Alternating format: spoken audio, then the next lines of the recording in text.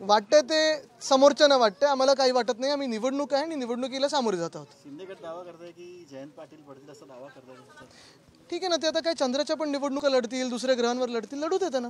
मुख्य गोष्ट ही आहे की आम्ही ही निवडणूक ही महाराष्ट्राच्या स्वाभिमानाची निवडणूक आहे. येणारी पण विधानसभेची निवडणूक असेल ती महाराष्ट्राच्या स्वाभिमानाची निवडणूक असेल. आपण पाहिलं असेल महाराष्ट्र लुटण्याचं काम ह्या मिंदे सरकारने केलं, या भाजपने केलेलं आहे. आत्ता पण मी कोस्टल रोडचं पाहत होतो. आज असं त्यांनी उघडलेलं आहे कोस्टल रोड.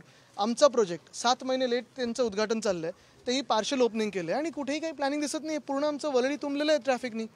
म्हणजे कुठेही काही मुंबईबद्दल प्रेम नाही, नुसतं लूट करायची. हे मिंदे सरकारचं काम चालू आहे, भाजपचं काम चालू आहे. विधानसभेच्या अनुषंगाने भाजप असं म्हणतं की जास्तीत जास्त जागा आम्ही लढवल्या तर जास्त जागा या महायुतीला येतील. 180चा दावा भाजपचा आहे. काय वाटतं की महायुती टिकेल असं 180? त्यांनी त्यांच्या आजूबाजूला सगळे जे पार्टनर्स घेऊन बसलेले आहेत, EDIT, CBI, मिंदे गट, फुटलेली राष्ट्रवादी, त्यांच्यासोबत चर्चा करावी. सर, आज मालवणी पोलिसांनी नितेश राणे यांना समन्स बजावलेला आहे. गेल्या 4 वर्षापासून नितेश राणे म्हणतात की काही लोकांना मी बोलत सुद्धा नाही त्यांच्यावर. शरद पवार साहेबांनी म्हटलं की महाविकास आघाडी 225 जागा घेईल. मला वाटतं आपण एक पाहिलं असेल, महाविकास आघाडी लोकसभेत देखील अनेक एक्झिट पोल्स आमच्या विरोधात वगैरे आले, पण लोकांनी ठरवलं होतं की देशात जी मस्ती दाखवलेली भाजपनी माज दाखवलेला आहे, तो माज उतरून दाखवायचा. या देशात जे संविधानाच्या विरोधात जातात, जे डॉक्टर बाबासाहेब आंबेडकरांच्या विरोधात जातात, जे कोणी देशाच्या विरोधात जातात, त्यांना जमिनीवर आणण्याचा प्रयत्न या देशाने केला आहे, तो यशस्वी ठरला. तसंच महाराष्ट्र आपण पाहतोय, गेले 2 वर्ष एक घटना बाह्य सरकार पाहत आहे. लूट सुरू आहे महाराष्ट्रात.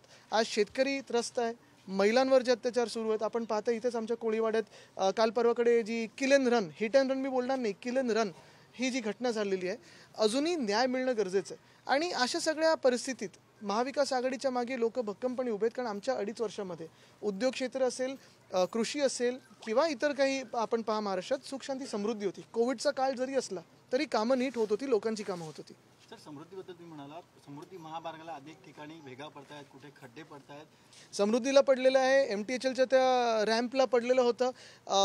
आपण पाहताय देशभरात एअरपोर्टची छतं कोसळतात. 9 की 10 पूल मला वाटतं बिहारमध्ये कोसळलेत. हे भाजपाचं डबल इंजिन ट्रिपल इंजिनचं काम असतं, कारण कॉन्ट्रॅक्टरच त्यांचं इंजिन चालवतं. धन्यवाद.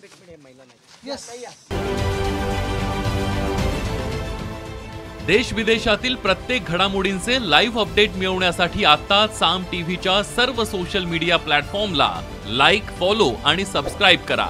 तसंच सर्व नोटिफिकेशनसाठी बेल आयकॉन प्रेस करायला विसरू नका.